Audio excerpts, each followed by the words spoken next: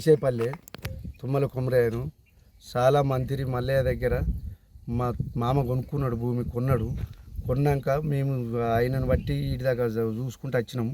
ఇప్పుడు 32 ఏళ్ళ కొనుక్కొని వాళ్ళంతా ఈ సంకిరేణి గోపాలరాయుడు వాళ్ళంతల వాళ్ళు ఉన్నారు, మా అంతల మేము ఉన్నాం.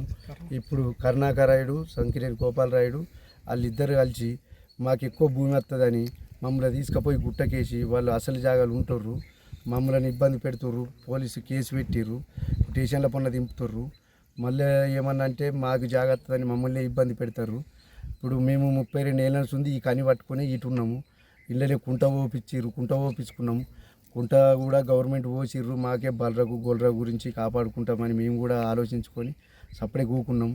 ఇంట్లో ఒక తొవ్వ కూడా తీసేసిర్రు.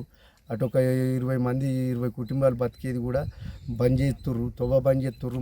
మాకు కూడా కింద భూమి ఉన్నది, ఆ భూమికి తొవ్వ గురించి అనేది తీసుకున్నాము. ఆ తొవ్వ బంద్ చేస్తుర్రు, ఆ భూమికి పోకుండా చేస్తుర్రు. ఇంత పని వీడి దగ్గర చేసుకొస్తుర్రు సార్. దయచేసి కింద దుర్గమ్మ గుడి ఉన్నది, దుర్గమ్మ గుడి తొవ్వ కూడా బంద్ చేసిండు. ఇవి దయచేసి మీరు కొద్దిగా మన్నించి మమ్మల్ని కొద్దిగా కాపాడురు సార్. దేశాయపల్లి గ్రామంలో నేను పెద్ద మనిషి లెక్కనే ఉంటాను. ప్రతి ఒక్క విషయంలో కూడా అన్ని విధాల మంచి చెడులు అన్నీ చూసుకుంటాను నేనే. అయితే ఏమైంది కదా అంటే ఇంతకుముందు ఈ జాగ వీళ్ళదని తెలుసు మాకు. ఇప్పుడు సాగు చేసిన కరుణాకర్రావు గోపాలరావు జాగ సాగు చేసింది తుమ్మల రాములదని మాకు తెలుసు. అది వరకు మాకు ఎవరికి తెలియదు. కుంటకట్ట పోసినాము, తెలుగుదేశం ప్రభుత్వం ఉన్నప్పుడు కుంటకట్ట పోసి దానికి కింది పక్కల కట్టు రౌతు పెట్టి దానికి మత్తడి పెట్టి బ్రహ్మాండంగా చేసినాం. అది అయిపోయాక ఊళ్ళకు నీళ్ళు లేకపోతే 2 బోర్లు వేసినాం. 2 బోర్లు అయితే ఏమైంది అంటే వీళ్ళందరూ వచ్చి మా దాంట్లో బోర్ ఎత్తాను ఎందుకు ఎత్తాను అని వస్తే వీళ్ళను కూడా నూకేసినాము. మేము బలం కొద్దీ బోర్లు వేసినాం.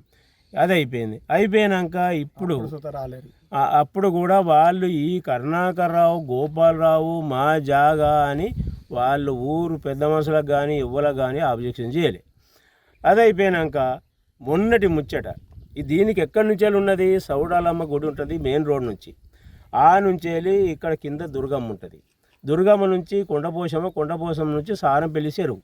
మేము ఈ కుంట కాకముందు ఇదే తవ్వంటి బతుకమ్మలు తీసుకొని పోదాం. అప్పుడు నడిచింది. ఈ కుంట అయిన తర్వాత ఇందులోనే మేము గ్రామ పంచాయతీ నుంచి ప్రతి సంవత్సరం వర్షం పడితే ఒర్రెలు పడితే ప్రతి సంవత్సరము 10-20 ట్రిప్పుల మొరం పోయించుకొని ఈ తువ్వ సాగు చేసుకుంటున్నాం.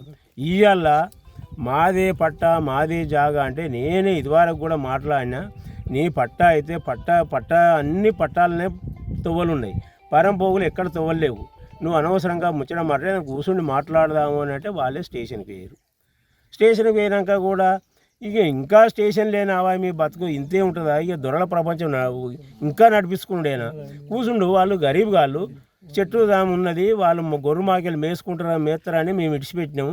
నువ్వు మళ్ళీ దీన్ని కూడా ఆక్రమించుకుంటే ఇది కరెక్ట్ కాదు అని కూడా చెప్తే కూడా ఇన్లే, వాళ్ళ పని వాళ్ళు చేసుకుంటారు. మళ్ళీ నిన్న ఏమైంది, వాళ్ళే స్టేషన్కి పోయాక వీళ్ళు కూడా అప్లికేషన్ ఇస్తే సంపద రెడ్డి సార్ వచ్చినాక ఆయన చూసిండు చేసిండు. మరి వీళ్ళని తోలుకొని రాయ బాబు అన్నాడు, వీళ్ళని తోలుకొని పోయే వరకు ఎస్ఐ సార్కు ఫోన్ చేస్తే ఎస్ఐ సార్ ఇక్కడికి మోకా మీదకి వచ్చి చూసిండట. మరి ఏం చేసిండు ఏం చెప్పిండు మాకు అక్కడ ఏం జవాబు రాలే. మళ్ళీ ఎలా రమ్మన్నారు, ఇలా అద్దన్నారు. మళ్ళీ ముచ్చట జరిగింది. ఇప్పుడు ఇంతకుముందు ఇప్పుడు మా ఊరుకు పరంపోగులల్లా తొవ్వలు ఎక్కడ లేవు, అన్ని పట్టాలనే ఉన్నాయి.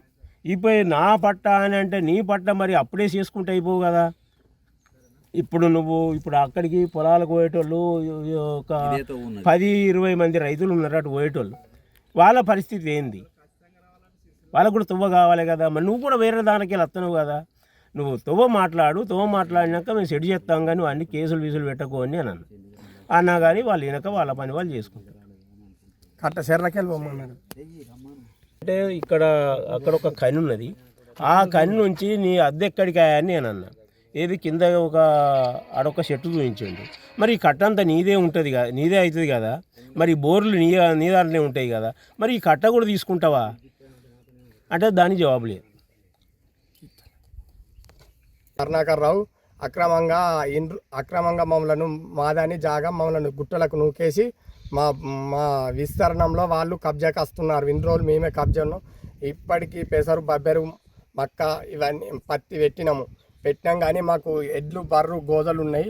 తిరిగేందుకు జాగలేక పశువుల గురించి ఉంచుకుంటే అది ఖాళీ బీడు ఉందని మా భూమిని కబ్జా చేసేందుకు దొరలు వచ్చి కబ్జా చేస్తున్నారు.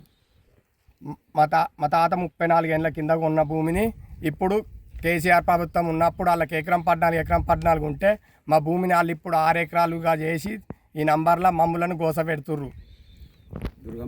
ఒక దేవాలయం ఉంది, దుర్గమ్మ తల్లి దేవాలయం ఉంది. ఆ దేవాలయానికి తొవ్వ లేకుండా చేస్తున్నారు. మళ్ళా అది రైతులు ఉన్నారు, బక్క రైతులు ఉన్న వారిని ఇటు బతకకుండా చేసుకుంటా ఇటు కిందికి తొవ్వ లేకుండా చేస్తున్నారు. ఇక్కడ మళ్ళా పాత చెరువులోకి దారి ఉండే దారిని చూత అడ్డగించి మీకు ఈ పట్టలకెళ్ళి మీరు నక్షదేరా అని మా మీదనే ఉల్టా కొడుతున్నారు, తిడుతున్నారు. అక్రమంగా మా మీద కేసులు పెడుతున్నారు. అక్రమంగా కేసులు పెట్టి మమ్మల్ని పోలీస్ స్టేషన్ల పొంటి దింపుతున్నారు. మేము యాదవులం, గొర్రె మేకలు కాసుకుంటేనే బతికేటోళ్ళం. మా గొర్రెను గోదలను దొడ్డాలు ఉండాలి, వీళ్ళ కేసు పెట్టాలని దింపుతున్నారు. దొరల ప్రపంచంలో దొరలు దింపుతున్నారు.